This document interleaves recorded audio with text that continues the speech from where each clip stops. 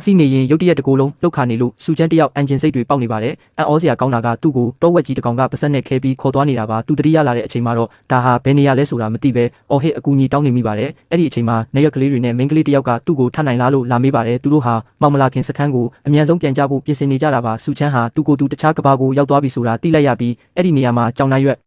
်နဲ့မိန်းကလေးတွေပဲရှိနေပါတယ်ချစ်စရာကောင်းတဲ့ကြောင်မလေးတွေကိုအများကြီးမြင်လိုက်ရတဲ့အတွက်သူဟာနိဗ္ဗာန်ဘုံရောက်နေတယ်လို့ခံစားနေရပါတယ်။နွယ်စုဝင်တွေဟာတောဝက်ကြီးတကောင်ကိုဖမ်းမိလာတဲ့အတွက်အားလုံးကဝမ်းသာအားရကြိုဆိုနေကြပါတယ်။ဒါပေမဲ့လွန်ခဲ့တဲ့3ရက်ကတည်းကမိမျိုးစေးငိမ့်သွားပြီဖြစ်လို့ဒီသားတွေကိုအစိမ်းစားရတော့မှာပါမိမျိုးစေးရဖို့အတွက်ဆိုရင်အသားတော်တော်များများကိုတခြားဝက်ပလွေနွယ်စုနဲ့တွားလဲရမှာဖြစ်ပါတယ်။စူချမ်းကတော့မိကိုပြန်မွေးရတာမခက်ခဲဘူးလို့ပြောလိုက်တဲ့အခါအားလုံးကအံ့ဩသွားကြပါတယ်ဒီကဘာမှာတော့မိမွေးနိုင်တဲ့သူကိုဝိဇ္ဇာလို့ခေါ်ကြပြီးစူချမ်းကတော့သူဟာတာမန်လူတယောက်ပဲလို့ပြန်ပြောပါတယ်နွယ်စုကောင်းဆောင်ချုံကတော့ဒီလူစီကအရင်ကမရဘူးတဲ့အနံ့အသက်ထူးထူးခြားခြားရနေတယ်လို့ခံစားနေရပါတယ်ချုံကသူ့ကိုဒီမှာနေချင်းရင်အလုပ်လုပ်ရမယ်မဟုတ်ရင်အငက်ဘေးနဲ့ကြုံရမယ်လို့သတိပေးပါတယ်အမဲလိုက်အဖွဲကအသား9တုံးရပြီးစူဆောင်ရေးအဖွဲကတော့2တုံးပဲရကြပါတယ်ဒီကကြောင်မလေးတွေကအသားတွေကိုအစိမ့်လိုက်စားနေကြတာကိုမြင်ပြီးစူချမ်းတယောက်လန့်သွားပါတဲ့ကြောင်မလေးတယောက်ကသူ့ကိုအသားတုံးပေးတဲ့အခါဘိုက်ဝါရင်သူ့ကိုပြန်မစားဖို့တောင်းပန်နေပါတယ်။ IT သမားတယောက်ဖြစ်တဲ့စူချမ်းဟာဒီရှေးဥခေကဘာကြီးမှာသူ့ရဲ့ပညာတွေသုံးမရမှာကိုစိုးရိမ်နေပါတယ်။ဒါပေမဲ့ရုတ်တရက်ဆိုသလိုသူ့ရဲ့ခန္ဓာကိုယ်ထဲမှာအရာအလုံးကိုသိနိုင်တဲ့ဆွဲဆောင်ကျန်းစနစ်ကြီးပွင့်လာပါတယ်။အဲ့ဒီစနစ်ကနေတဆင့်ကဘာပေါ်မှာရှိသမျှအသိပညာတွေကိုသူဟာတခါတည်းတက်မြောက်သွားပါတယ်။ဒါပေမဲ့ရက်ပေါင်း48ရက်အတွင်းမှာအလွန်အေးတဲ့ဆောင်းရာသီရောက်လာတော့မယ်လို့စနစ်ကသတိပေးလိုက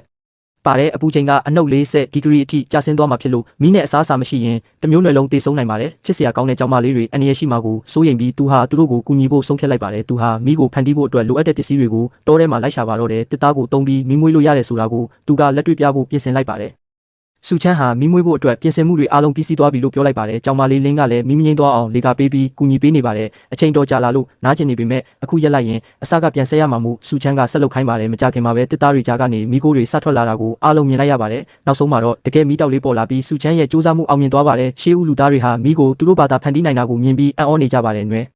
်စုထဲမှာအသား6တွေကခဏပဲခံတော့မှာဖြစ်လို့အမဲလိုက်ဖို့လိုအပ်နေပါတယ်ဝန်ပလွေနယ်စုကမီးမျိုးစေ့နဲ့လဲဖို့အသားတွေအများကြီးတောင်းပြီးအမျက်ထုတ်နေကြတာပါအဲ့ဒီအချိန်မှာပဲအပြင်ကနေမီးရပြီဆိုတဲ့အော်တန်တွေထွက်ပေါ်လာပါတယ်ရလာတဲ့မီးမငိမ့်သွားအောင်တစ်သားတွေအမြန်ထည့်ဖို့ချုံကညွှန်ကြားလိုက်ပါတယ်ဒီမီးကိုဝန်ပလွေနယ်စုစီကရတာမဟုတ်ပဲစူချမ်းကကိုယ်တိုင်လုပ်တာလို့သိလိုက်ရပါတယ်အားလုံးကစူချမ်းကိုတကယ်ဝိဇ္ဇာတယောက်လားဆိုပြီးသိချင်နေကြပါတယ်ဝိဇ္ဇာဆိုတာမီးမွေးနိုင်ုံတင်မကပဲယောဂကုတာနဲ့လက်နဲ့လောက်တာပါတက်ရတာပါဘယ်နှစုကမှဝိဇ္ဇာတယောက်ကိုအလကားလွတ်မထားဘူးလို့သူတို့ကယူဆနေကြပါတယ်စူချမ်းကတော့သူဟာဝိဇ္ဇာမဟုတ်ပေမဲ့မိမွေးနည်းကိုတင်ပေးမယ်လို့ပြောပါတယ်နောက်ဆိုရင်အစားအစာတွေနဲ့မိမျိုးစေးသွားလဲစရာမလိုတော့ဘူးလို့သူကရှင်းပြပါတယ်ချုံးကစူချမ်းကိုသူတို့နယ်စုမှာနေဖို့တရားဝင်ဖိတ်ခေါ်လိုက်ပါတယ်စူချမ်းဟာသူ့ကိုကူညီခဲ့တဲ့ကြောင်မလေးကိုကျေးဇူးတင်ပြီးအသားတွေကျွေးပါတယ်ဝန်ပလွေနယ်စုဝင်တွေဟာတခြားသူတွေနဲ့တိတ်မနီးဆက်တက်ပေမဲ့ဒီလူနဲ့တော့အဆင်ပြေနေပါတယ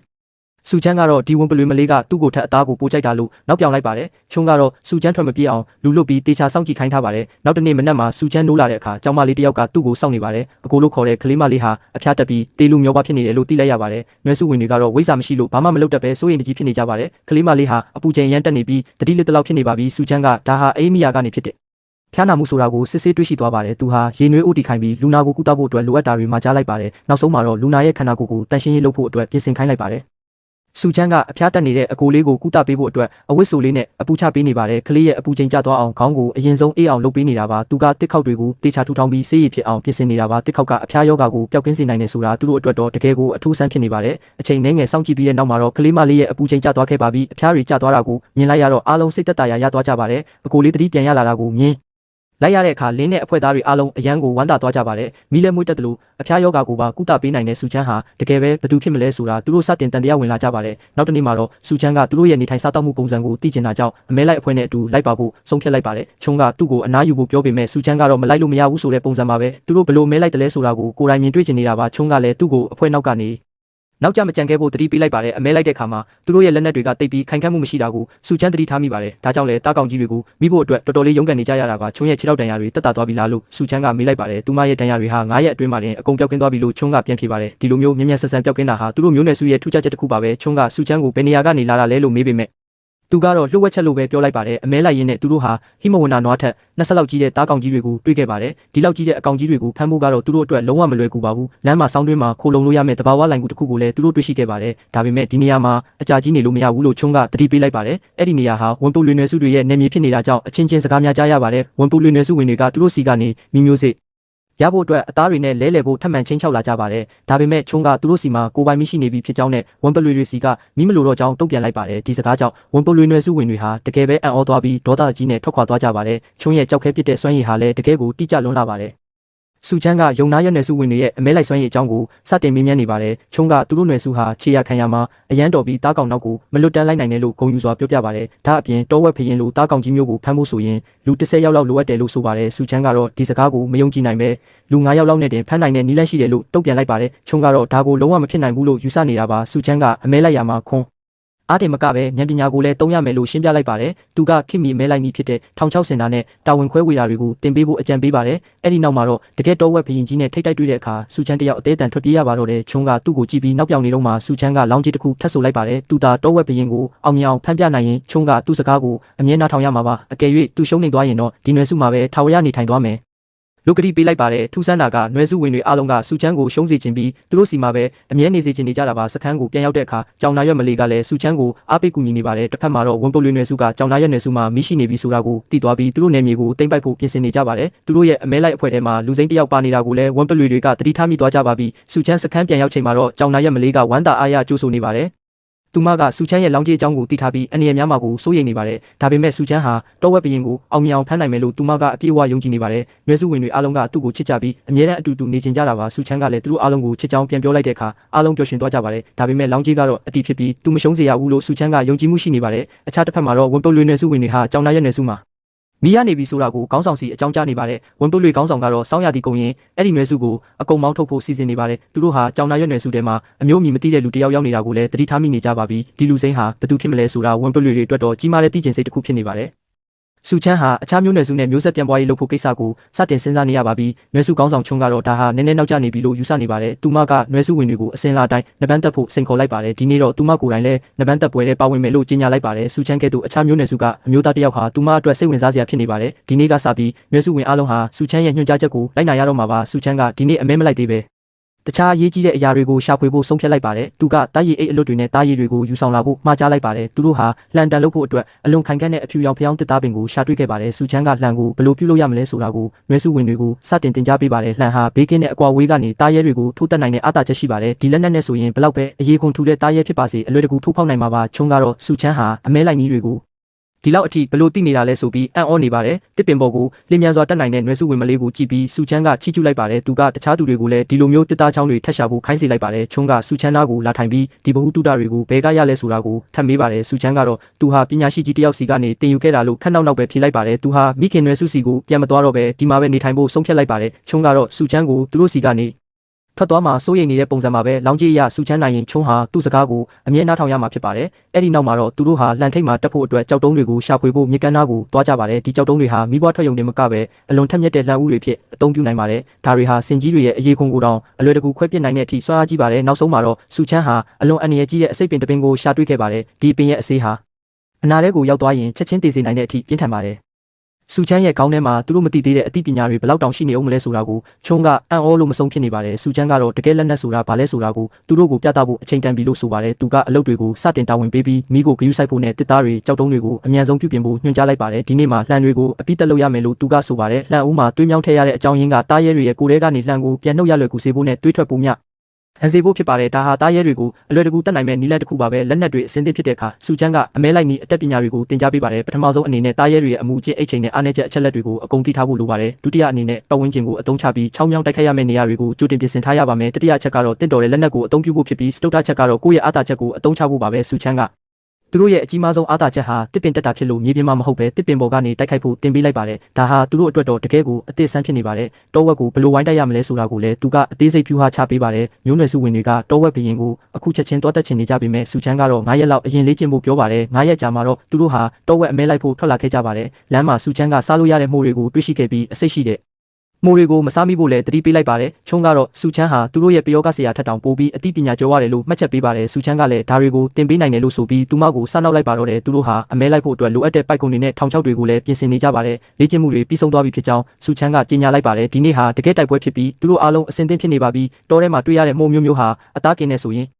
အလွန်လိုက်ဖက်တဲ့အရာသာရှိလာပါတယ်ဒါပေမဲ့အချို့မိုးတွေကတော့အသက်အန္တရာယ်ရှိနိုင်တဲ့အထိအစိတ်ပြင်းထန်ပါတယ်စုချမ်းကချုံရဲ့နိုင်ရွက်ကိုကင်ကွင်းပြုဖို့စနောက်ရင်တင်ခတ်ပေးဖို့ပြောလိုက်ပါတယ်ချုံကတော့ရှက်ရည်ရည်ရင်းနဲ့သူတို့မျိုးနွယ်စုရဲ့အစင်လာကိုပြန်ပြောပြနေပါတယ်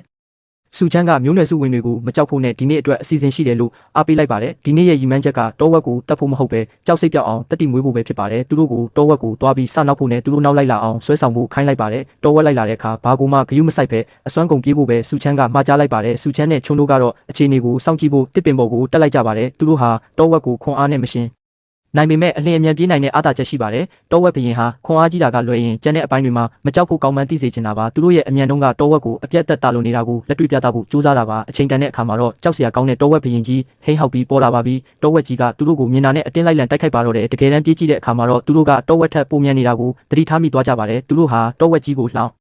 ပြောင်းရင်ပျော်ရွှင်စွာနဲ့ပြေးလွှားနေကြပါတယ်ဒါပေမဲ့အားရင်ကုန်ခန်းမသွားအောင်တတိထားဖို့စုချမ်းကအပေါ်ကနေတတိပေးပါတယ်အန်ရကင်းစေဖို့အတွက်အချိန်မီတစ်ပင်ပေါ်ကိုအမြန်ဆုံးတက်ခိုင်းလိုက်ပါတယ်သူတို့ဟာအားနေတာမဟုတ်ပဲတိုက်ခိုက်ပုံနီးပြူဟာမှားနေကြတာကိုနားလည်သွားကြပါတယ်မျိုးနွယ်စုထဲမှာတော့အစားအစာရှားပါလာတဲ့အတွက်လူကြီးပိုင်းတွေကစိုးရိမ်ပူပန်နေကြပါတယ်အေးခဲလာတဲ့စောင်းရသည်မရောက်ခင်မှာအမဲလိုက်နိုင်ဖို့ကအလွန်အရေးကြီးနေပါတယ်ချုံကတော့စုချမ်းကိုအပြည့်အဝယုံကြည်ပြီးအောင်မြဒီမှာဖြစ်ကြောင်းအာမခံလိုက်ပါတယ်စုချမ်းကမနှက်ဖြန်မှာတောဝက်ဘရင်ကိုအပြည့်ရှင်းဖို့အချိန်တန်ပြီလို့ဆုံးဖြတ်လိုက်ပါတယ်မျိုးနွယ်စုဝင်တွေဟာအရင်နဲ့မတူပဲစိတ်ဓာတ်တွေပြောင်းလဲသွားတာကိုသူကမြင်နေရပါတယ်လက်နက်တွေအစင်သင့်ပြင်ပြီးတောဝက်ကိုတင်ကန်းစာပေးဖို့အားလုံးအသင့်ဖြစ်နေပါပြီဒီတစ်ခါတိုက်ပွဲကတော့အရင်လိုရှုံးနေမှာမဟုတ်ပဲအောင်ပွဲခံရမှာဖြစ်ပါတယ်တခြားမျိုးနွယ်စုဝင်တွေကတော့သူတို့ရဲ့စုပေါင်းလှုပ်ရှားမှုကိုလောင်ပြောင်ပြီးကြည့်နေကြပါတယ်စုချမ်းကမျက်ပင်တွေနဲ့မှုတွေခူးနေတာကိုက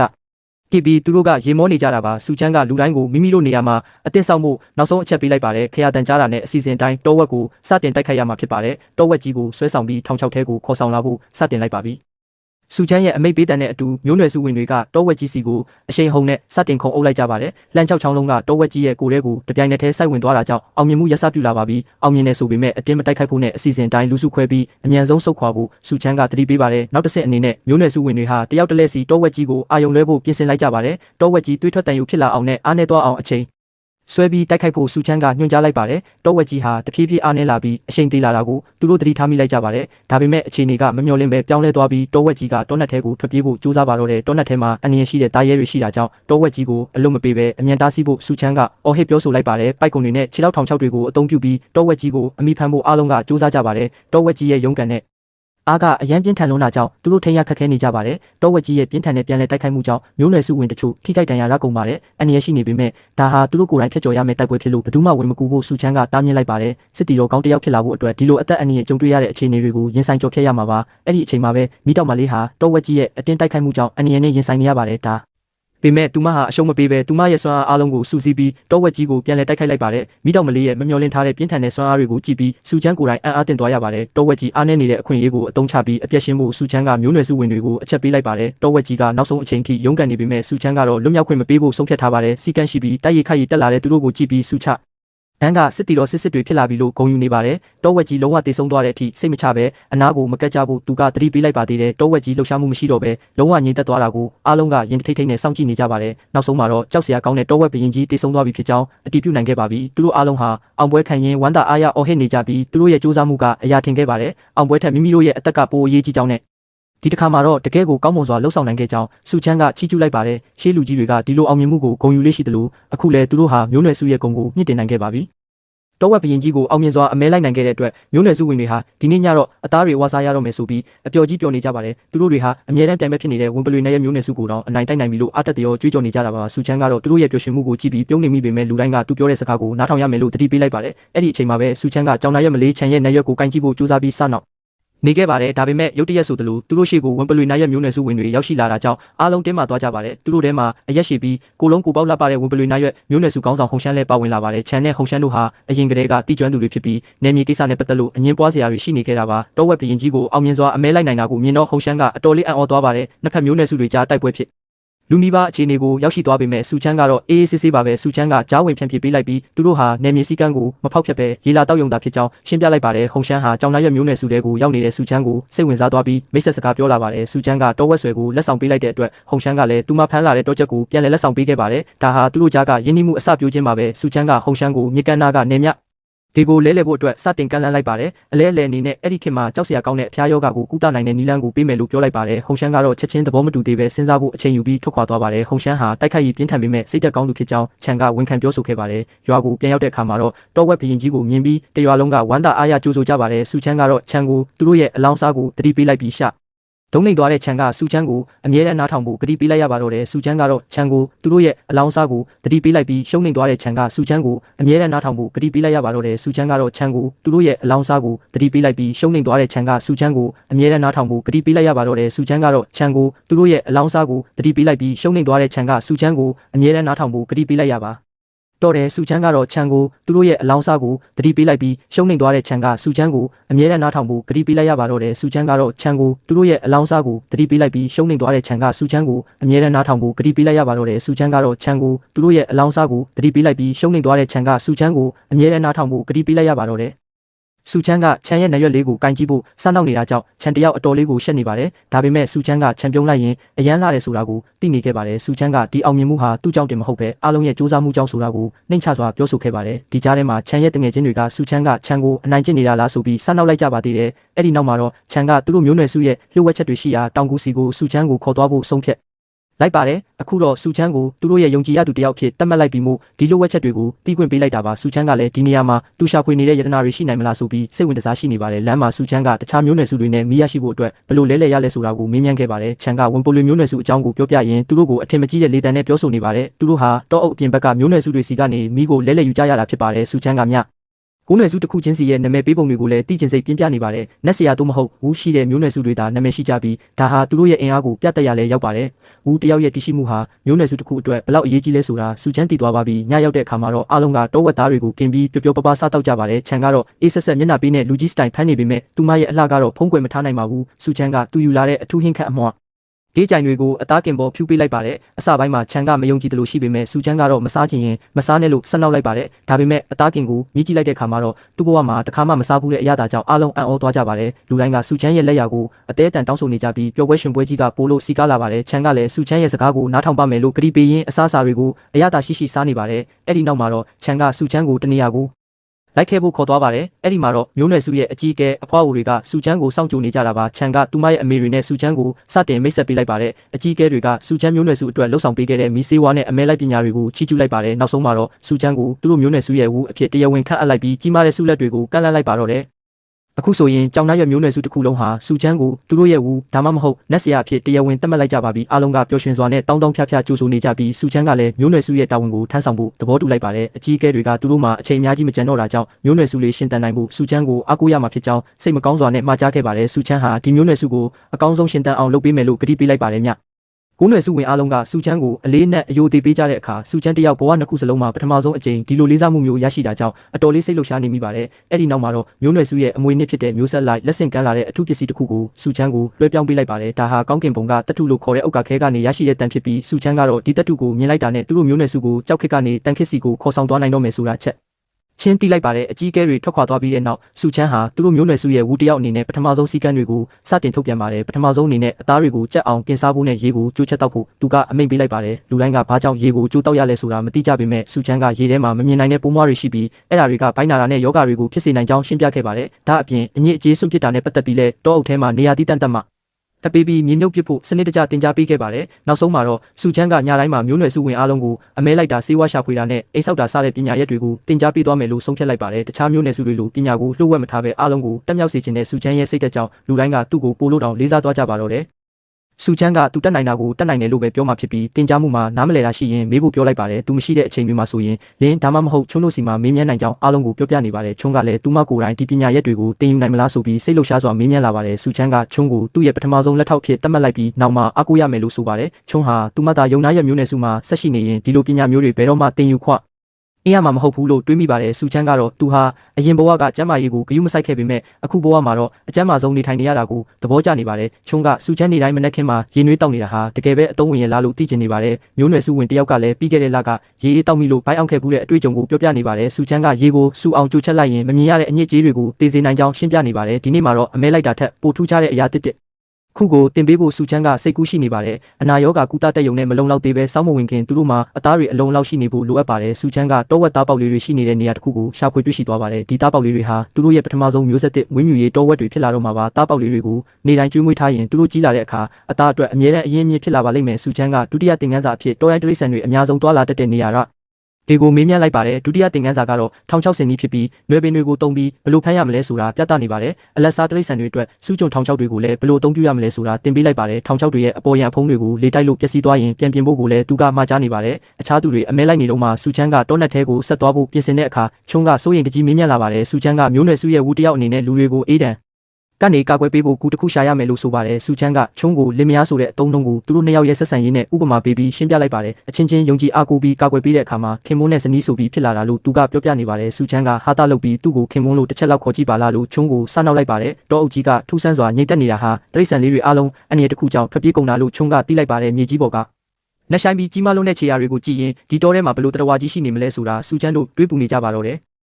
မြေပြင်ပေါ်ကခြေရာတွေဟာလက်ဝါးတစ်ပြင်လုံးထက်တောင်ပိုပြီးကြီးမားနေတာကိုစူချမ်းတွေ့လိုက်ရပါတယ်။ဒါဟာတာမန်တရိတ်ဆန်မဟုတ်ပဲအလွန်ကြီးမားတဲ့တာရဲကြီးတစ်ကောင်ရဲ့ခြေရာဖြစ်မှန်သူတို့ရိပ်မိသွားကြပါတယ်။အဝေးကနေကြားလိုက်ရတဲ့နှဆိုင်ပြီးအားပါတဲ့ဟိန်းတန်ကိုနားထောင်ပြီးဒါဟာဝက်ဝင်ကြီးတစ်ကောင်ပဲလို့စူချမ်းကအတည်ပြုလိုက်ပါတယ်။ဒီဟိန်းတန်ဟာတော်တော်လေးကိုအဝေးကနေလာတာဖြစ်ပြီးသူတို့စခန်းထက်အစပေါင်းများစွာဝေးတဲ့နေရာမှာရှိနေတာပါဝက်ဝင်ကြီးဟာသူတို့ကိုအလွယ်တကူလိုက်လာမှာမဟုတ်လို့ချုံးကိုမကြအောက်ဖို့စူချမ်းကနှစ်သိမ့်ပေးလိုက်ပါတယ်သူတို့ဟာဝက်ဝင်ရှိတဲ့အရက်ကိုရှောင်ပြီးတောင်ခြေဘက်ကိုဥတီကနေမြေအစ်စ်တွေကိုဆက်လက်ရှာဖွေဖို့ဆုံးဖြတ်လိုက်ကြပါတယ်ဒီဒေတာတစ်ခုလုံးကိုတေချာစူးစမ်းပြီးမှစခန်းကိုပြန်ဖို့စူချမ်းကစီစဉ်ထားပါတယ်လမ်းမှာချုံးကစူချမ်းရဲ့အရင်ဘဝအကြောင်းကိုဆက်စုလာပြီးသူ့မှာဇနီးရှိခဲ့ဘူးလားလို့မေးလာပါတယ်စူချမ်းကတော့သူဟာအရင်ဘဝမှာလည်းတယောက်တည်းသမားဖြစ်ခဲ့ရပုံကိုရေစရာလုပ်ပြီးပြန်ပြောပြနေပါတယ်ချုံးကစူချမ်းဟာလည်းသူမလိုပဲမျိုးနွယ်စုရဲ့အပေခံတယောက်ဖြစ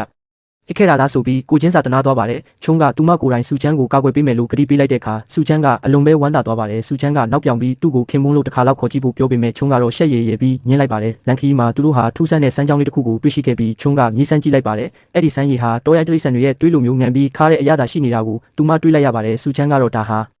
ာအလွန်တမိုးရှိတဲ့စားရင်းဖြစ်မှန်းသိလိုက်တာကြောင့်အလွန်ပဲဝမ်းသာသွားပါတယ်ဒီစမ်းရည်ထဲမှာစားတက်တွေအများကြီးပါဝင်နေပြီးလူသားတွေအသက်ရှင်ဖို့အတွက်မရှိမဖြစ်လိုအပ်တာပါစနစ်ရဲ့စစ်ဆေးချက်အရဒါဟာအဆင့်မြင့်မြေအောက်စားတွင်းဖြစ်ပြီးအကောင်းစားစားတွေကိုထုတ်ယူနိုင်မှာဖြစ်ပါတယ်စားရှိရင်အသားတွေကိုကြားရှိခံအောင်သိသိနိုင်တယ်လို့လူတွေအတွက်လည်းအားအင်တွေရရှိနိုင်ပါတယ်ဒီစားတွင်းကိုရရှိလိုက်တာဟာကြောင်သားရွက်မျိုးနွယ်စုအတွက်အခြေတည်ဖို့အကောင်းဆုံးအခွင့်အရေးပါပဲဒါပေမဲ့အဲ့ဒီနားမှာဝက်ဝင်ကြီးရှိနေတာကြောင့်ချုံးကဘလို့လုပ်မလဲလို့စိုးရင်တကြီးမေးလာပါတယ်စူချမ်းကတော့လောလောဆယ်ဝက်ဝင်ကြီးကိုပဲစားတွင်းကိုစောင့်ခိုင်းထားပြီးသူတို့မှလက်နက်တွေရှိလာမှပြန်လာဖို့ဆုံးဖြတ်လိုက်ပါတယ်နောက်ပိုင်းမှာဝက်ဝင်နဲ့ဘလို့ရင်ဆိုင်မလဲဆိုတာကိုသူအစီအစဉ်ဆွဲထားပြီးသားပါစခန်းကိုပြန်ရောက်တဲ့အခါဖမ်းလာတဲ့တောဝက်သားပေါက်လေးတွေကိုကြည့်ပြီးချုံးကအလွန်ကိုသဘောကျနေပါတယ်သူတို့ဟာတင်းငယ်ပြီးချစ်ဖို့ကောင်းတာကြောင့်ချုံးကကိုင်းကြည့်ခြင်းပေမဲ့စူချမ်းကတော့သူတို့စိတ်နေဦးမှာမို့လို့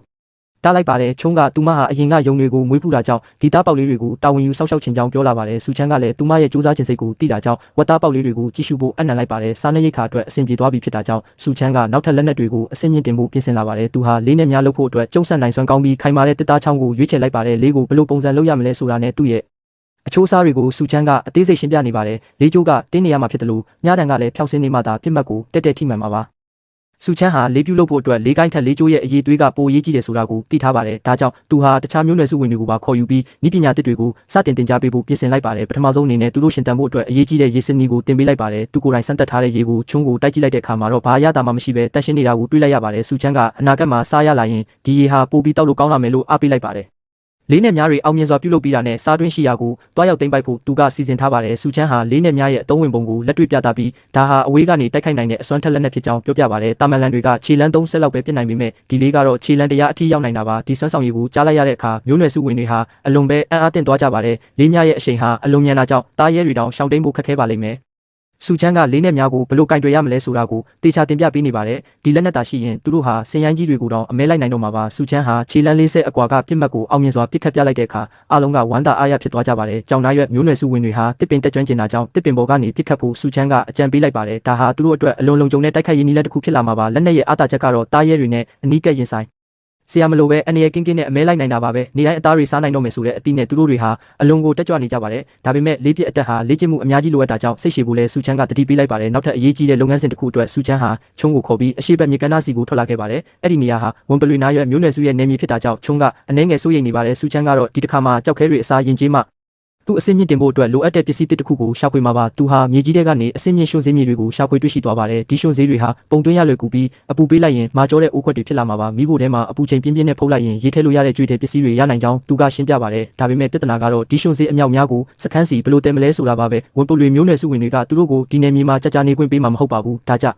်တောက်စုချမ်းကတခါတည်းနဲ့အများကြီးတည်နိုင်မဲ့လက်တွန်းလဲတစ်ခုကိုတီထွင်ဖို့ဆုံးဖြတ်လိုက်ပါတယ်ဘီးတွေနဲ့လက်ကင်ပါတဲ့ဒီလဲဟာလူတစ်ယောက်တည်းနဲ့အထုပ်ပိုးအများကြီးကိုတည်ဆောင်နိုင်မှာပါတာမန်ချင်းတောင်း30လုံးစာလောက်ကိုတခါတည်းနဲ့တည်နိုင်မှာဖြစ်လို့အချိန်ကုန်လဲတက်တာစီပါတယ်သူတို့ဟာအချိန်မဆွဲတော့ပဲဒီလက်တွန်းလဲကိုချက်ချင်းပဲစတင်ပြုလုပ်ကြပါတော့တယ်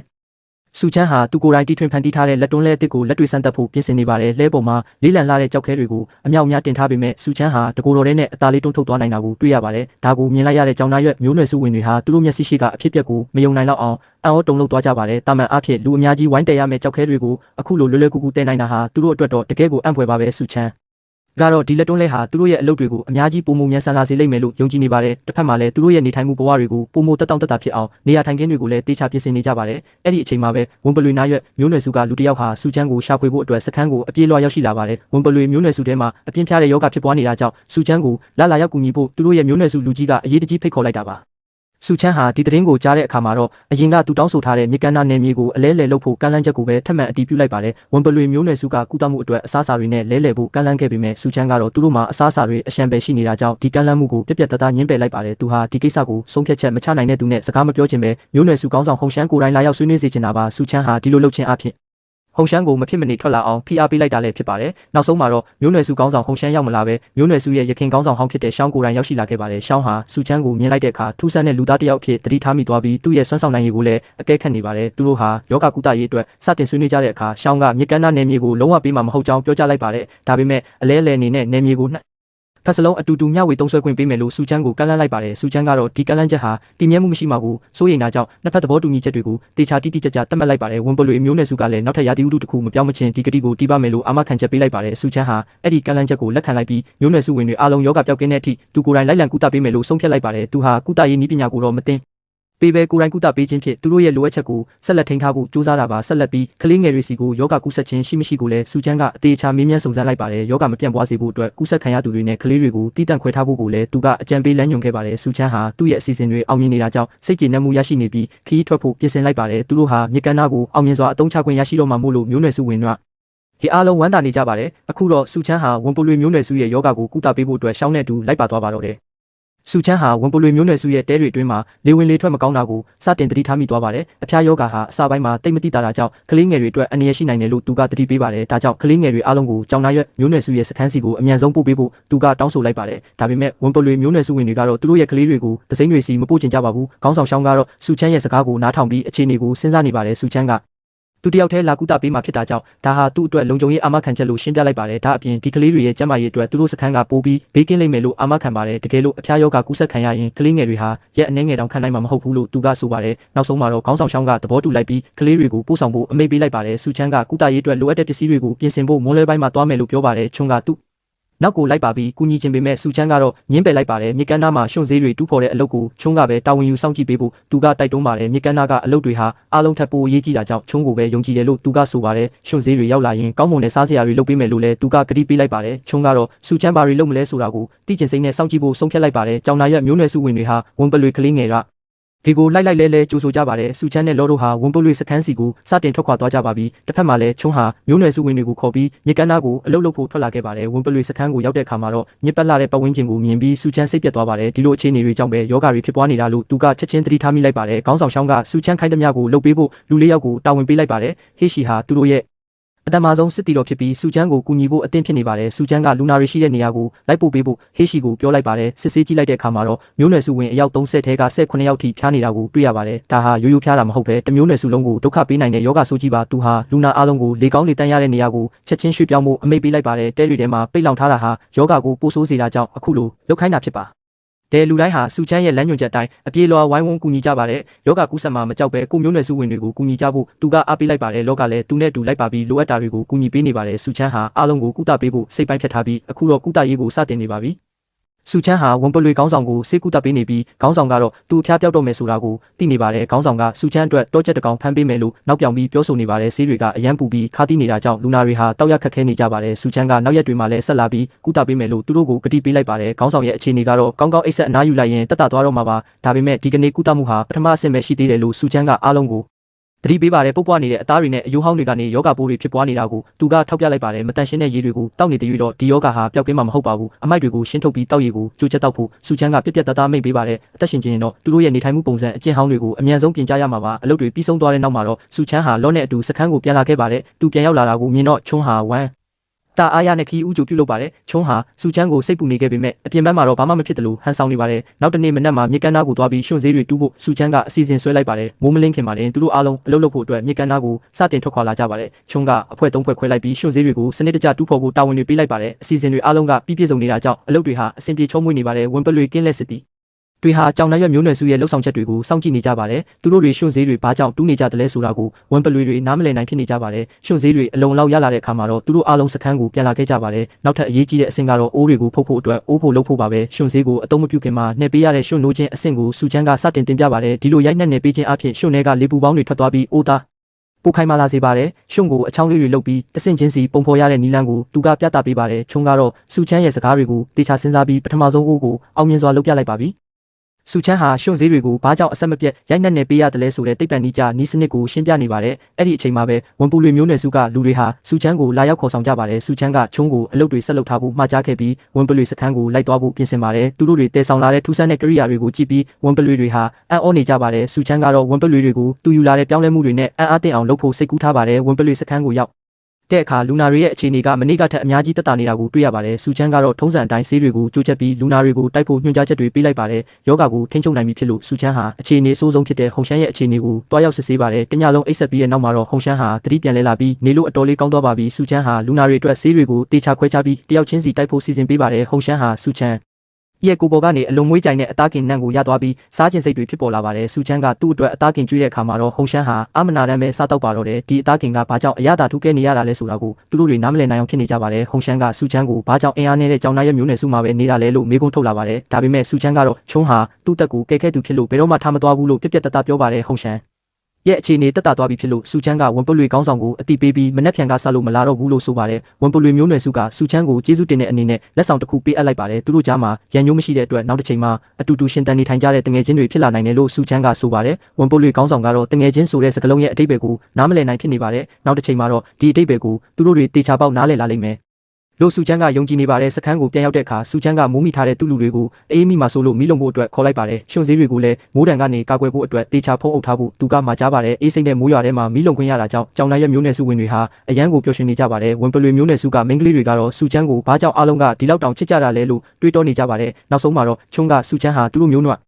်လဲစုဝင်ဖြစ်ကြောင်းပြက်ပြက်တတပြောလိုက်ပါတော့တယ်ဝန်ပလွေမျိုးနွယ်စုဝင်တွေဟာကြောင်နာရွက်မျိုးနွယ်စုရဲ့ကြိုတင်ပြင်ဆင်မှုတွေကိုကြည့်ပြီးအတော်လေးအံ့ဩနေကြပါတယ်ဒီလိုထူးခြားတဲ့ပြောင်းလဲမှုတွေအားလုံးဟာစူချမ်းလို့ခေါ်တဲ့လူသားကြောင့်ဖြစ်တယ်ဆိုတာကိုသူတို့ရိပ်မိသွားကြပါတယ်စူချမ်းဟာအုပ်ဖုတ်ဖို့အတွက်ဖိုးကိုတယောက်တည်းကြိုတင်တူးနေခဲ့တာဖြစ်ပြီးချုံးကတော့သူ့ကိုအကူအညီပေးဖို့ရောက်လာပါတယ်ထင်းကိုချွေတာနိုင်ဖို့အတွက်မျိုးနွယ်စုဝင်တွေအနေနဲ့မိဖို့တွေကိုအစုလိုက်ပဲတုံးတင်တယ်လို့စူချမ်းကအကြံပေးပါတယ်ချုံးဟာစူချမ်းမပြောခင်ကတည်းကထင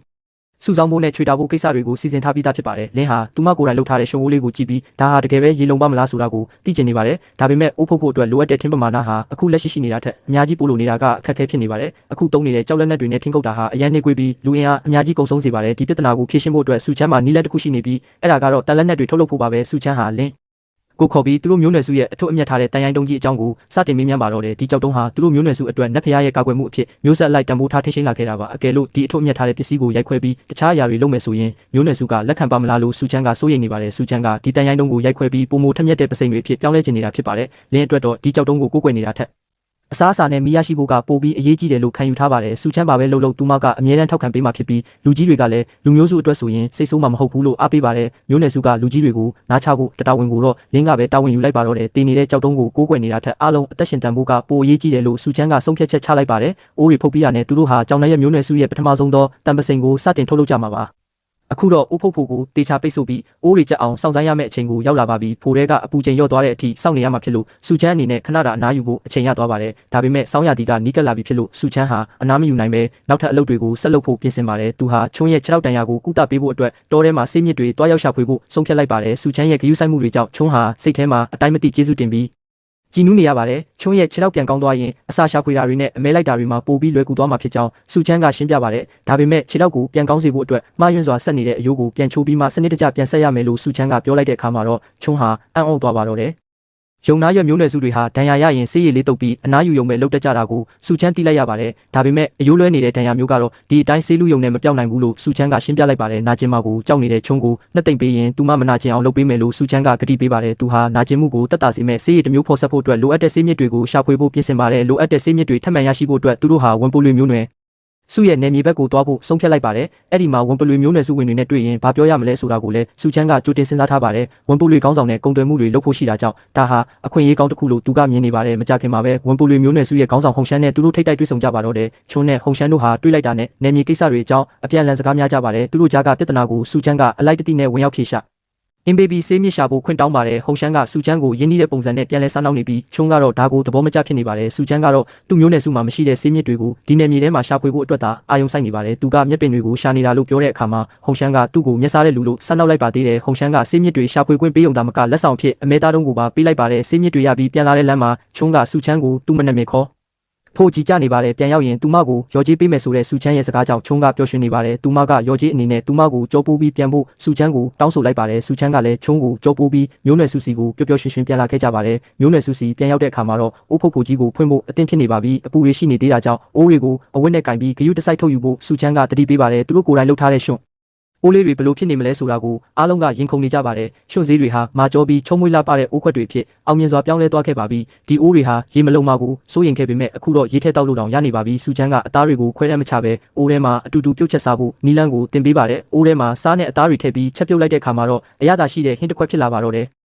ယ်ဟင်းအိုးထဲကထွက်လာတဲ့မွေးကြိုင်တဲ့အနှံ့တွေကြောင့်တမျိုးနယ်စုလုံးပိုက်စားလာကြပါတယ်။စူချမ်းကဟင်းထဲကိုစားတွေထပ်ထည့်ဖို့အတွက်ညွှန်ကြားလိုက်ပါတယ်။စားကိုနှမျောနေကြသူတွေကိုနောက်မှစားတွေအများကြီးရလာဦးမှာဖြစ်လို့စိတ်မပူဖို့သူကအားပေးပါတယ်။အားလုံးဟာအိုးခွက်အစ်စ်လေးတွေကိုကင်ဆောင်ပြီးဟင်းတောက်ဖို့တန်းစီဆောင်ဆိုင်နေကြပါတယ်။စားပါဝင်တဲ့ဟင်းရည်ရဲ့အရသာကသူတို့တစ်ခါမှမစားဘူးတဲ့ကောင်းကင်ဘုံကအရသာလိုဖြစ်နေပါတယ်။စူချမ်းကလည်းဟင်းရည်ရဲ့အရသာဟာအိမ်ပြန်ရောက်တယ်လို့ခံစားရစေတယ်လို့မှတ်ချက်ပေးပါတယ်အားလုံးကဒီအရသာကိုအရန်ကြိုက်နှစ်သက်နေကြတာကြောင့်ထက်ခါတောင်းတနေကြပါတယ်အခုလှုပ်ထားတဲ့ရွှွန့်အိုးတွေဟာအစားအသောက်ချက်ပြုတ်ဖို့နဲ့တူလောင်ဖို့အတွက်အစပြုံးမှုတစ်ခုပဲရှိပါသေးတယ်စူချမ်းရဲ့နောက်ထပ်ရည်မှန်းချက်ကတော့ဝက်ဝင်တွေစောင့်ကြက်နေတဲ့စားတွင်းကိုသူတို့ပိုင်အောင်တိမ့်ပိုက်ဖို့ပါပဲချက်ပြုတ်ဖို့အတွက်တင်မကပဲအလုပ်လုပ်ဖို့အတွက်ပါစူချမ်းကပစိန်အစ်စ်တွေကိုတီထွင်ပေးခဲ့ပါတယ်အကြီးအကဲစူချမ်းတီထွင်ပေးလိုက်တဲ့ဒီပစိန်ဟာဘလောက်တောင်အစွမ်းထက်မလဲဆိုတာကိုအားလုံးကစိတ်ဝင်စားနေကြပါတယ်။ချုံးဟာပစိန်အစ်စ်ကိုစမ်းတက်ဖို့အတွက်တစ်ပင်တွေရှိရာစီကိုထွက်လာခဲ့ပါတယ်။ဒါပေမဲ့ပစိန်ကတစ်သားသားဖြစ်နေတာကြောင့်တစ်ပင်ကိုနှစ်ချက်လောက်ခုတ်လိုက်ရုံနဲ့ကျိုးသွားခဲ့ပါတယ်။ဒီလိုမျိုးကျိုးလွယ်တဲ့ပစိန်နဲ့တော့ထင်းရှာဖို့အဆင်မပြေနိုင်ဘူးလို့သူတို့သိလိုက်ရပါတယ်။တစ်တော်ရဲ့ဘရင်ဖြစ်တဲ့ဝက်ဝင်ကြီးတွေကိုရင်ဆိုင်ဖို့အတွက်ပစိန်တစ်ခုလေးနဲ့မလုံလောက်ပါဘူး။ဒါကြောင့်စူချမ်းကလှန်တွေကိုပို့ပြီးအဝေးရောက်အောင်ပြင်နိုင်မဲ့လှန်ပစ်ကရိယာတစ်မျိုးကိုထပ်မံမိတ်ဆက်ပေးပါတယ်။ဒီကရိယာကကြည့်ရတာရိုးရိုးလေးဖြစ်နေတာကြောင့်ဝက်ဝင်ကြီးတွေကိုနိုင်မမလားလို့ကလေးမလေးတွေကတန်တရားဝင်နေပါတယ်စူချမ်းကတော့ဒီကရိယာရဲ့အစွမ်းကိုတက်တည်ပြဖို့အတွက်လှမ်းပစ်ပြိုင်ပွဲတစ်ခုကျင်းပဖို့ဆုံးဖြတ်လိုက်ပါတယ်အဝေးဆုံးပြစ်နိုင်တဲ့သူကအသားတွေပိုးရမှာဖြစ်ပြီးရှုံးတဲ့သူကတော့အပြစ်ပေးခံရမယ်လို့သူကဆိုပါတယ်ချုံကတော့စူချမ်းအမြဲတမ်းသူမကိုအပြစ်ပေးနေတာကိုအမှတ်ရပြီးပြန်လဲစောတကတက်နေပါတယ်စူချမ်းကလှန်ကိုလက်ကောက်ဝဲအားသုံးပြီးဘလို့ပြစ်ရမလဲဆိုတာကိုဤစနစ်တကျတင်ပြပေးပါတယ်အရင်ဆုံးလှန်ပစ်ကရိယာမပါပဲလက်နဲ့တင်ဘလောက်ဝေးဝေးပြစ်နိုင်မလဲဆိုတာကိုစမ်းသပ်ကြည့်ကြပါတယ်ရှီရွက်ကလှန်ကိုအားကုန်ပြစ်လိုက်တဲ့အခါမှာတော့ပြစ်မှတ်ကိုထိမှန်သွားခဲ့ပါတယ်သူမဟာမီတာ60လောက်ထိပြစ်နိုင်တာကိုမြင်တော့စူချမ်းကသူတို့ရဲ့ခွန်အားကိုအံ့ဩသွားရပါတယ်နောက်ဆုံးမှာတော့ချုံးကကရိယာကိုအသုံးပြုပြီးပြစ်လိုက်တဲ့အခါလှန်ဟာမမြင်နိုင်တော့တဲ့အထိအဝေးကြီးကိုပြန်ထွက်သွားပါတော့တယ်စခန်းရဲ့အပြင်ဘက်မှာဝန်ပလွေနာရက်နဲ့အမျိုးသမီးတဦးရောက်ရှိလာခဲ့ပါတယ်။သူမကတော့စူချမ်းရဲ့မိတ်ဆွေဟုံရှန်ပဲဖြစ်ပြီးစူချမ်းအတွက်လက်ဆောင်တွေလည်းယူဆောင်လာခဲ့ပါတယ်။ဒါပေမဲ့ချုံကတော့ဒီဝန်ပလွေမလေးကိုကြည်မြဖြစ်နေပြီးသူတို့နှစ်ယောက်ကြားမှာစကားများတန်တွေထွက်ပေါ်လာပါတယ်။စူချမ်းကတော့သူတို့နှစ်ယောက်ကိုရံမဖြစ်ဖို့တားမြစ်လိုက်ပြီးဟုံရှန်ကိုစခန်းထဲမှာလိုက်လံပြသပေးပါတယ်။ဟုံရှန်ဟာစူချမ်းတို့ရဲ့စခန်းကဘလောက်တောင်တန်ရှင်းတရက်နေတယ်လဲဆိုတာကိုမြင်ပြီးအံ့ဩနေပါတယ်။လမ်းမှာလှိကလေးတစ်ခုကိုမြင်သွားတဲ့အခါမှာတော့သူမကအရန်ကိုစိတ်ဝင်စားသွားပါတယ်သူမကဒီလဲကိုတောချက်အကောင်20နဲ့လဲလှယ်ဖို့ကန့်လန့်ခဲ့ပါတယ်စူချမ်းကတော့ဒီလဲဟာစခန်းထဲမှာအလုပ်လုပ်ဖို့လိုအပ်တာကြောင့်မလဲနိုင်ဘူးလို့ညှင်းဆိုလိုက်ပါတယ်ဟုံရှန်ကစိတ်ကောက်သွားတာကြောင့်စူချမ်းကသူမကိုစိတ်ကျေနပ်စေမဲ့ပစ္စည်းတစ်ခုပေးမယ်လို့ဆိုပါတယ်အဲ့ဒါကတော့ရွှွန့်နဲ့လှုပ်ထားတဲ့အိုးတစ်လုံးဖြစ်ပြီးဟုံရှန်ကဒီအိုးရဲ့အသုံးဝင်ပုံကိုမသိသေးပါဘူးစူချမ်းကအိုးထဲမှာချက်ထားတဲ့ဟင်းရည်ကိုသူမကိုမြည်ဆန်းခိုင်းလိုက်ပါတယ်ငငယ်ဆက်ဆက်အရသာကြောင့်ဟုံရှန်တယောက်အရန်ကိုအားအသင့်သွားရပါတယ်စူချမ်းကဒီလိုဦးမျိုးတွေကိုဟုံရှန်ကိုလက်ဆောင်ပေးမယ်လို့ပြောလိုက်တဲ့အခါချုံကတော့မကြည်မနှက်ဖြစ်နေပါတယ်ဒါပေမဲ့စူချမ်းမှာတော့ပိုပြီးကြီးမားတဲ့အစီအစဉ်တစ်ခုရှိနေတာပါသူကဟုံရှန်ကိုအိုးတွေအများကြီးပြသပြီးသူမကိုအလုပ်တစ်ခုကူညီခိုင်းဖို့ကမ်းလှမ်းလိုက်ပါတယ်အဲ့ဒါကတော့ဝက်ဝင်နဲ့ကြီးကိုအတူတူတွားရောက်ရှာဖို့ပဲဖြစ်ပါတယ်ဟုံရှန်ကတော့ကြောင်နာရွက်တွေဟာအားနေတယ်လို့ထင်နေပေမဲ့အိုးတစ်လုံးပိုရမှာဖြတ်တစ်လို့သဘောတူလိုက်ပါတယ်ချုံကတော့စူချမ်းကဟုံရှန်ကိုမျက်နှာသာပေးနေတယ်လို့ထင်ပြီးတဝင်းတူနေပါတယ်စူချမ်းကတော့ဝန်ပူလွေမျိုးနယ်စုကိုဤပညာနဲ့အရင်းမြစ်တွေတုံးပြီးသူတို့အပေါ်မိခိုလာအောင်လုပ်ဖို့ကြံစည်နေတာပါသူကချုံကိုလည်းချုံမော့ပြီးသူမဟာဘေးနားမှာရှိနေရင်လုံခြုံမှုပေးနိုင်တဲ့သူလို့ပြောလိုက်ပါတယ်အမဲလိုက်ခီးစဉ်စတင်တဲ့အခါမှာတော့တခြားကြောင်နိုင်ရဲ့လေးတွေကိုမတွေ့ရတော့လို့ဟုံရှန်ကမေးမြန်းပါတယ်တကယ်တော့သူတို့ဟာတစ်ပင်ပေါ်ကနေတင်းထောက်နေကြတာဖြစ်ပါတယ်ဒါဟာစူချမ်းတင်ပေးထားတဲ့တိုက်ခိုက်ရေးနီးပြူဟာတစ်ပဲဖြစ်ပါတယ်တစ်ပင်ပေါ်ကနေကင်းထောက်တာဟာရန်သူကိုအလွယ်တကူသိရှိနိုင်စေပါတယ်ဒီနီလန်းဟာအမဲလိုက်ရမှာရောကာကွယ်ရမှာရောအရန်ကိုအသုံးဝင်ပါတယ်စူချမ်းဟာဝက်ဝင်နဲ့ကြီးကိုဖမ်းဆီးဖို့အတွက်သူ့ရဲ့အဖွဲ့ဝင်တွေကိုစနစ်တကျတာဝန်ခွဲဝေပေးလိုက်ပါတယ်အဖွဲ့သားတွေအားလုံးကလည်းစီမံကိန်းအတိုင်းကြောက်တုံးတွေတစ်သားတွေနဲ့ကျိုးတွေကိုအတက်တရောပြင်ဆင်ကြပါတယ်ဝန်ပလွေမလေးဟုံရှန်ကတော့သူတို့ဘာတွေလုပ်နေမှန်းမသိပဲဝက်ဝင်မဲကြီးကိုဘယ်လိုရှာမှလဲလို့မေးမြန်းနေပါတယ်ဒါပေမဲ့စူချမ်းကတော့သူမကိုစကားများမနေပဲတကိုင်းတွေကိုအမြန်တည်ဖို့ခိုင်းစေလိုက်ပါတယ်စူချမ်းကဝက်ဝင်ကြီးအတွက်အသေးပြောက်များတဲ့ထောင်ချောက်တစ်ခုကိုဖန်တီးထားတာပါကြောင်နာရွက်လေးတော့ လေကလည်းတဦးနဲ့တဦးနားလည်မှုရှိရှိနဲ့ထောင်ချောက်ကိုအသွင်ယူဖန်တီးနေကြပါတယ်သူတို့တွေဟာအရင်ကထက်စာရင်အခုဆိုရင်အလုပ်တွေကိုဟန်ချက်ညီညီနဲ့ပုံမလှုပ်ဆောင်နိုင်လာကြပါတယ်အမဲလိုက်ရမှာအသုံးပြုဖို့အတွက်လေးလံတဲ့ကြောက်တုံးတွေကိုလည်းအစင်သင့်ပြင်ဆင်ထားကြပါတယ်စူချမ်းကဝက်ဝင်ကြီးကိုမျက်စိကန်းသွားစေဖို့မယုတ်ကောင်းမှုတွေကိုအသုံးပြုဖို့တင်ကြပေးလိုက်ပါတယ်ဝက်ဝင်ကြီးထောင်ချောက်ထဲကိုကျသွားတဲ့အထိစောင့်ဆိုင်ပြီးမှတိုက်ခိုက်ဖို့စူချမ်းကအသေးချာမှကြားနေပါတယ်အားလုံးအစင်သင့်ဖြစ်တဲ့အခါမှာတော့လူတိုင်းကတစ်ပင်ပေါ်မှာအသစ်နေရာယူပြီးချောင်းမြောင်းနေကြပါတယ်။စူချမ်းကတော့အဖွဲ့သားတွေကိုမထိတ်လန့်ကြဖို့နဲ့စီမံကိန်းအတိုင်းဆက်လုပ်ဖို့အားပေးနေပါတယ်။မကြခင်မှာပဲဝက်ဝင်ကြီးကိုထောင်ချောက်စီကိုညှခေါ်ဖို့ကြောင်နိုင်ရွက်မလေးတယောက်ရောက်လာပါတယ်။ကြီးမားလာတဲ့ဝက်ဝင်နဲ့ကြီးဟာသူတို့စီကိုအရှိန်ဟုန်နဲ့ပြေးဝင်လာတာကိုမြင်လိုက်ရပါတယ်။စူချမ်းရဲ့အမိတ်ပေးတန်တဲ့အတူငရုတ်ကောင်းမုံတွေနဲ့ဝက်ဝင်ကြီးကိုစတင်တိုက်ခိုက်လိုက်ပါတယ်။ဝက်ဝင်ကြီးရဲ့အရေးခွန်ကအရန်ထူတာကြောင့်လှန်တွေနဲ့ထိုးရတာဟာမလွယ်ကူလာပါဘူးစူချမ်းကဝက်ဝင်ကြီးကိုထောင်ချောက်ထဲကနေပြန်မထွက်နိုင်အောင်အစွမ်းကုန်ဟန်တာခိုင်းလိုက်ပါတယ်အပေါ်ကနေကြီးမားတဲ့ကြောက်တုံးကြီးတွေနဲ့ပစ်ပေါက်ပြီးဝက်ဝင်ကြီးကိုအပြတ်တက်နှိမ်နှင်းလိုက်ပါတယ်ဝက်ဝင်ကြီးကိုထိထိရောက်ရောက်တိုက်ခိုက်နိုင်မှုအတွက်အခွင့်အရေးကိုလက်မလွတ်ပဲဆက်လက်တိုက်ခိုက်ကြပါတယ်အောင်မြင်စွာအမဲလိုက်နိုင်ခဲ့တာကြောင့်ဟုံရှန်ဟာစူချမ်းရဲ့စွမ်းဆောင်ရည်ကိုချီးကျူးနေပါတယ်အဲ့ဒီနောက်မှာတော့ချုံးကသူမရဲ့ခြေထောက်ကိုပြန်လဲကုသပေးဖို့စူချမ်းကိုမျှော်လင့်တကြီးတောင်းဆိုလိုက်ပါတယ်စူချမ်းကလည်းစခန်းအစ်စ်ကိုရွှေ့ပြောင်းပြီးရင်သူမရဲ့ခြေထောက်ကိုတေချာပေါက်ကုသပေးမယ်လို့ကတိပေးပါတယ်သူတို့ဟာမြစ်ထဲမှာမျောပါလာတဲ့ထူးဆန်းတဲ့အရာတစ်ခုကိုလှမ်းမြင်လိုက်ကြပါတယ်အနီးကပ်ကြည့်လိုက်တဲ့အခါမှာတော့ဒါဟာလူတစ်ပိုင်းမြင်းတစ်ပိုင်းဖြစ်တဲ့စင်တော်မျိုးနွယ်စုဝင်မိန်းကလေးတစ်ဦးဖြစ်နေပါတယ်သူမရဲ့ကိုယ်မှာရရှိထားတဲ့ဒဏ်ရာတွေဟာအရန်ကိုပြင်းထန်လာပါတယ်ဒီဒဏ်ရာတွေဟာမျိုးနွယ်စုတွေကြားကပဋိပက္ခကြောင့်ဖြစ်ပေါ်လာတဲ့တိုက်ခိုက်မှုတွေပဲဖြစ်ပါတယ်ချုံကတော့ဒီမိန်းကလေးကိုကယ်တင်ခြင်းကနေဘေးဒုက္ခတွေရောက်လာမှာကိုစိုးရိမ်နေပါတယ်ဒါပေမဲ့စူချမ်းကတော့ဒီမိန်းကလေးစီကနေအပြင်လောကရဲ့သတင်းအချက်အလက်တွေကိုရရှိနိုင်ဖို့ကယ်တင်ဖို့ဆုံးဖြတ်လိုက်ပါတယ်စူချမ်းရဲ့ကုသမှုကြောင့်မြစ်ထဲကကယ်ဆယ်လာတဲ့မိန်းကလေးဟာအသက်ရှင်သွားခဲ့ပါပြီစူချမ်းကသူမကိုစခန်းကိုအမြန်ဆုံးခေါ်ဆောင်သွားဖို့အမိန့်ပေးလိုက်ပါတယ်အင်အားကြီးမားတဲ့ရန်ထုမျိုးနွယ်စုနဲ့ရင်ဆိုင်ရတော့မယ်ဆိုတဲ့အတိကလူတိုင်းကိုစိုးရိမ်စေပါတယ်စခန်းကိုရောက်တာနဲ့စူချမ်းဟာသူမရဲ့ဒဏ်ရာတွေကိုကုသဖို့ချက်ချင်းပြင်ဆင်လိုက်ပါတယ်နာကျင်မှုကြောင့်သူမမလှုပ်ရှားနိုင်အောင်အဖွဲ့သားတွေကဝိုင်းဝန်းဖိထားပေးရပါတယ်စူချမ်းကအရင်ဆုံးဒဏ်ရာတွေကအညစ်အကြေးတွေကိုတေချာစွာတန့်စင်ပေးခဲ့ပါတယ်ပိုးမဝင်စေဖို့အတွက်ပြုတ်ထားတဲ့တရိတ်ဆန်ရေခွန်တွေကိုအသုံးပြုပြီးတေချာစွာစီးနှောင်ပေးပါတယ်။သူမရဲ့အသက်ရှင်နိုင်မှုဟာသူမရဲ့ရှင်တန်လိုတဲ့စိတ်ဓာတ်အပေါ်မှာပဲမူတည်နေပါတယ်။ဒီလောက်ပြင်းထန်တဲ့ဒဏ်ရာတွေနဲ့တောင်အသက်ရှင်နေတာကသူမရဲ့ကြံ့ခိုင်မှုကိုပြနေတာပါ။မိန်းကလေးတတိယလာတဲ့အခါမှာတော့စူချမ်းကဒဏ်ရာတွေပြန်မပွင့်အောင်မလုပ်ဖို့တတိပေးလိုက်ပါတယ်။သူမကိုကြောင်နာရွက်မျိုးနွယ်စုတွေကကဲတင်ထားတာဖြစ်ကြောင်းရှင်းပြလိုက်ပါတယ်။စူချမ်းကသူမကိုဘသူတွေကဒီလောက်ထိအောင်တိုက်ခိုက်ခဲ့တာလဲဆိုတာကိုမေးမြန်းပါတယ်။မိန်းကလေးကသူမရဲ့နာမည်ဟာဖုန်းဟဲဖြစ်ပြီးရန်ထုမျိုးနွယ်စုဝင်တစ်ယောက်ဖြစ်ကြောင်းပြောပြပါတယ်။သူမရဲ့မျိုးနွယ်စုထဲမှာဘာတွေဖြစ်ပျက်ခဲ့တယ်လဲဆိုတာကိုစူချမ်းကသိချင်နေပါတယ်။ရန်ထုမျိုးနွယ်စုထဲမှာအာနာလူပွဲတွေကြောင့်ပြည်တွင်းစစ်တွေဖြစ်ပွားနေတာပါ။မျိုးနွယ်စုဝင်တွေအချင်းချင်းတက်ဖြတ်နေကြတဲ့အတွက်သူမဟာထွက်ပြေးလာခဲ့ရတာဖြစ်ပါတယ်။ရန်ထုမျိုးနွယ်စုဟာမိကိုအုံပြုနိုင်တဲ့အင်အားကြီးအဖွဲ့ဖြစ်တာကြောင့်ချုံးကစိုးရိမ်နေပါတယ်။ဒါပေမဲ့စူချမ်းကတော့ဒီမငြိမ်မသက်မှုဟာသူတို့အတွက်အခွင့်အရေးတစ်ခုလို့မြင်ပါတယ်သူတို့ဟာအင်အားတောင့်တင်းအောင်အရင်ဆုံးလှုပ်ဆောင်ရမယ်လို့စူချမ်းကဆုံးဖြတ်လိုက်ပါတယ်ရက်အနှဲငယ်ကြာတဲ့အခါမှာတော့ဖုန်းဟဲရဲ့ဒဏ်ရာတွေဟာတိတိတတ်တာလာပါတယ်ဒဏ်ရာတွေပျောက်သွားရင်မျိုးနွယ်စုစီပြန်မလာလို့စူချမ်းကမေးမြန်းခဲ့ပါတယ်ဖုန်းဟဲကသူမရဲ့အသက်ကိုကယ်တင်ပေးတဲ့စူချမ်းတို့စီမှာပဲနေဖို့ဆုံးဖြတ်လိုက်ပါတယ်ဝက်ဝနဲ့ကြီးမရှိတော့တဲ့အတွက်ဒီနယ်မြေဟာသူတို့အတွက်အပိုက်ဖြစ်သွားပါပြီစူချမ်းကနောက်2ရက်နေရင်စခန်းတစ်ကိုစတင်ရွှေ့ပြောင်းဖို့အမိန့်ပေးလိုက်ပါတယ်ရှင်တန်ဖို့အတွက်အားလုံးစီစီလုံးလုံးနဲ့စူးစမ်းကြဖို့စူချမ်းကအားပေးစကားပြောလိုက်ပါတယ်စူချမ်းနဲ့ကြောင်နာရွက်မျိုးနွယ်စုဝင်တွေဟာသူတို့ရဲ့အိမ်သစ်စီကိုပြောင်းရွှေ့ဖို့အတွက်တရိတ်ဆန်ရေခွန်တွေကိုတေချာစွာစုစည်းနေကြပါတယ်စူချမ်းကတရိတ်ဆန်လေးတွေကိုတည်ဆောင်ဖို့အတွက်ချင်းတောင်းတွေရက်လုပ်ဖို့လိုအပ်တဲ့ပစ္စည်းတွေကိုစနစ်တကျပြင်ဆင်ခိုင်းပါတယ်ရိတ်ခါတွေကိုစစ်ဆေးတဲ့အခါမှာတော့အသားချောင်းနဲ့တစ်သီးတွေအပြင်အရေးကြီးတဲ့စားတွေကိုလည်းအလုံးအလောက်စုဆောင်းထားပြီးပါပြီစခန်းဟောင်းမှာရေရင်းမြင့်တဲ့ကာကွယ်ရေးအားနည်းတာကြောင့်ပုံမကောင်းမွန်တဲ့အိတ်ကက်တောင်ကိုပြောင်းဖို့စူချမ်းကဆုံးဖြတ်လိုက်တာပါအားလုံးအသင်းဖြစ်တာနဲ့သူတို့ဟာမျောလင်းချက်အသစ်တွေနဲ့အတူအိမ်သစ်စီကိုစတင်ထွက်ခွာခဲ့ကြပါတယ်။နှစ်အတော်ကြာနေထိုင်ခဲ့တဲ့နေရာဟောင်းကိုနှုတ်ဆက်ရင်းပုံမကောင်းမွန်တဲ့အနာဂတ်ရှိရာစီကိုသူတို့ရှောက်လန်းခဲ့ကြပါတယ်။အိမ်သစ်ကိုရောက်တဲ့အခါမှာတော့ကျယ်ဝန်းလာတဲ့နေမြေကိုကြည့်ပြီးလူတိုင်းဝမ်းသာအားရဖြစ်နေကြပါတယ်။ဒီနေရာဟာတကယ်ကိုကောင်းမွန်တဲ့နေရာတစ်ခုဖြစ်ကြောင်းစူချမ်းကဂုဏ်ယူစွာနဲ့ပြောပြနေပါတယ်။မှောင်မသွားခင်တဲတွေကိုအမြန်ဆောက်ဖို့နဲ့စခန်းရဲ့ဒီနေရာတွေကိုစူချမ်းကစတင်စီစဉ်ပါတယ်အနောက်ဘက်တောင်ခြေမှာတော့အိုးလုပ်ငန်းအတွက်အဆောက်အဦတွေကိုတိစောက်ဖို့ဆုံးဖြတ်လိုက်ပါတယ်တောင်ဘက်တောင်ကြားလမ်းမှာတော့ရန်သူတွေကိုစောင့်ကြည့်ဖို့အတွက်ကင်းမျော်စင်တိစောက်ဖို့ကအရေးကြီးဆုံးပါပဲအဖွဲ့3ဖွဲ့ခွဲလိုက်ပြီးစူချမ်းရဲ့တဲကိုအရင်ဆုံးစတင်တိစောက်ကြပါတယ်လူတိုင်းဟာကိုယ့်အလုပ်ကိုတက်ကြွစွာလုပ်ကင်နေကြပြီးစခန်းတစ်ကြီးကတဖြည်းဖြည်းပုံပေါ်လာပါပြီးစောင်းရသည်မရောက်ခင်မှာခိုင်ခန့်တဲ့ဘေးကင်းလုံခြုံရာအိမ်တလုံးရရှိဖို့သူတို့စူးစမ်းနေကြတာပါဒီတစ်သားစူးညောင်တွေကတားရဲတွေနဲ့မကပဲရန်သူတွေရဲ့ကျူးကျော်မှုကိုလည်းတားဆီးပေးနိုင်မှာဖြစ်ပါတယ်ကာကွယ်ရေးအတွက်လိုအပ်တဲ့တစ်သားတိုင်းရေးအတွက်ကိုစူချမ်းကတေချာစွာတွက်ချက်နေပါတယ်ဒါပေမဲ့နေရာအနှံ့မှာတစ်သားတွေအမြောက်များလိုအပ်နေတာကသူတို့အတွက်အခက်အခဲတစ်ခုဖြစ်နေပါတယ်ဝက်ချန်တွေကိုလည်းပုံမကျဲဝန်းအောင်တိစောက်ပြီးတရိတ်ဆန်တွေကိုစနစ်တကျမွေးမြူဖို့ပြင်ဆင်ပါတယ်စူချမ်းကကံပေးမှာစားသုံးလို့ရတဲ့အပင်တွေကိုစမ်းသပ်စိုက်ပျိုးဖို့စိတ်ကူးရခဲ့ပါတယ်အပင်တွေကနေအစားအစာရရှိနိုင်မယ်ဆိုရင်ဆောင်းရဒီမှာရိတ်ခါပြက်လက်မှာကိုစိုးရိမ်စရာမလိုတော့ပါဘူးအိမ်တစ်ကြီးကပုံမကောင်းမွန်လာတာကိုကြည့်ပြီးစူချမ်းတဲ့အဖွဲ့သားတွေစိတ်ကျေနပ်နေကြပါတယ်ဒါပေမဲ့ဝန်ပလွေနာရွက်မျိုးနွယ်စုဘက်ကနေပုံမှန်မဟုတ်တဲ့မိကိုတွေထွက်လာတာကိုသူတို့သတိပြုမိလိုက်ပါတယ်ဝန်ပလွေနာရွက်အဖွဲ့ကဟုံရှမ်းဟာအရေးပေါ်သတင်းတစ်ခုနဲ့အတူစူချမ်းတို့စီကိုရောက်ရှိလာပါတယ်ရန်ထုမျိုးနွယ်စုကစစ်တီတော်ကြောက်တုံးဟာလူအင်အားနဲ့အတူသူတို့စီကိုရောက်လာခဲ့တာဖြစ်ပါတယ်သူတို့ဟာဝန်ပလွေနာရွက်အဖွဲ့ကိုရန်ထုမျိုးနွယ်စုတဲ့မဝင်မနေပူးပေါင်းမှုချင်းချောက်အမိတ်ပေးခဲ့ပါတယ် ရန်သူမျိုးနွယ်စုရဲ့အတွင်းရေးမှာမငြိမ်မသက်မှုတွေရှိနေတယ်လို့စူချမ်းကခန့်မှန်းလိုက်ပါတယ်သူတို့ဟာအင်အားပြန်ဖြည့်ဖို့အတွက်တခြားမျိုးနွယ်စုတွေကိုအတင်းကျပ်စုစည်းနေတာဖြစ်ပါတယ်ဝင်ပလွေနာရွက်မျိုးနွယ်စုကဟုံရှမ်းကတော့ဒီအချိန်မှာပူးပေါင်းလိုက်ရင်အခွင့်အာဏာအနည်းငယ်ရနိုင်မယ်လို့တွေးနေပါတယ်ဒါပေမဲ့ရန်သူမျိုးနွယ်စုထဲမှာဘာတွေတကယ်ဖြစ်နေလဲဆိုတာဘယ်သူမှသေချာမသိကြပါဘူးလန်ကတော့ရန်သူစခန်းကိုခိုးကြည့်ခဲ့ပြီးပျက်စီးနေတဲ့တဲတွေနဲ့အလောင်းတွေကိုမြင်ခဲ့ရပါတယ်ရန်သူမျိုးနွယ်စုရဲ့ထက်ဝက်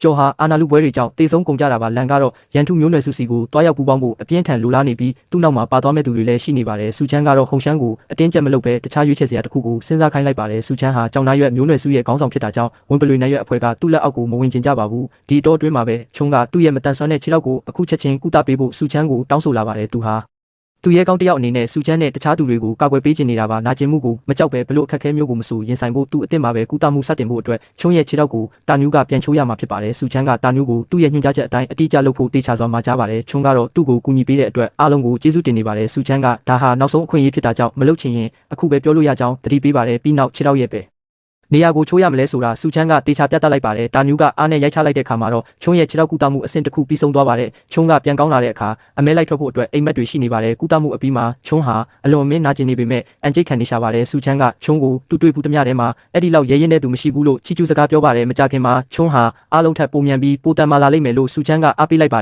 ယ်ဒါပေမဲ့မနှက်မလင်းခင